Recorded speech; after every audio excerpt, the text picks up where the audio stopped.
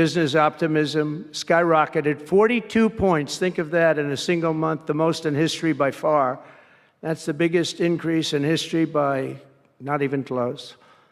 The ISM index of manufacturing activity surged into positive territory for the first time in many years. Amazing.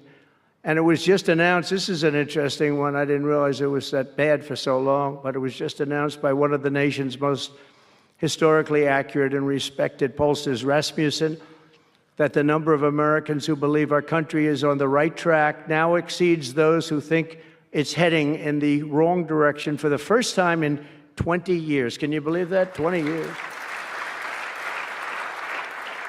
And this is really a seismic 27-point swing from just before the election. Nobody's ever seen anything like that one, yes, sir. I want to tell you, that's a big one.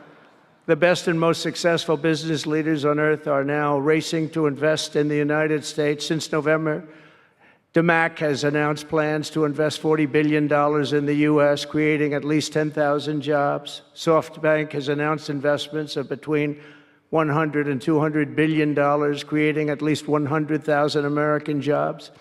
Oracle and OpenAI and SoftBank are now collectively committing $500 billion to keep the United States on the cutting edge of artificial intelligence, and so many more. I mean, so many companies that want to come to the White House and have a little news conference all the time. I said, why don't you just announce it? But they want to come, and I'll do that. I don't mind doing that. I say anytime they want to go 10 billion or more, I'm there. 10 billion or more. But on his recent visit to the White House, the Prime Minister of Japan announced he anticipates Japanese investment in the United States of well over $1 trillion. And we're working on an Alaska pipeline already, which is the closest point to Asia. And as you know, the ANWR, which we've started, Ronald Reagan couldn't get it approved. Nobody could get it approved for so many years. Couldn't get it approved. I got it approved. Actually, I got it approved twice. I got it approved, and Biden ended it. That was a shocker, but we just got it approved again. And we're going to be, it's probably the largest deposit maybe anywhere in the world, just by itself. It's, they say, of similar size to Saudi Arabia, so we hope that's correct. But all of this is only happening because of the world-changing results of the 2024 election. We won the House. We won the Senate, the White House, and the Electoral College, and the popular vote in a landslide. We also won all 7 swing states, and all 50 states shifted in the Republican direction for the first time ever. So every state, every single state of the 50 states shifted Republican. That's never happened before. Either way, it's never happened.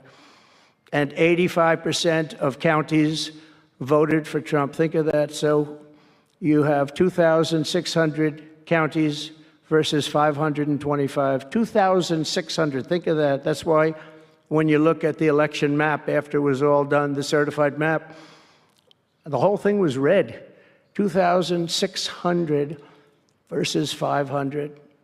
It's a big difference. Nobody's seen anything like it, actually. So as a result of this very historic victory, investors from all over the planet once again have confidence in America's future and respect for America's leaders.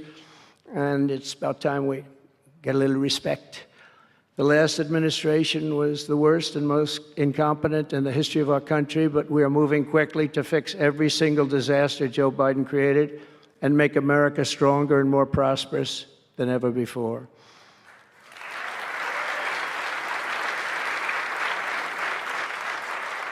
Our first and most urgent mission is to remove the criminals that Biden allowed into our country with the ridiculous and very dangerous open borders policy. They came from all over the world. They came from prisons and jails. They came from mental institutions and insane asylums. They were gang members. They were drug lords.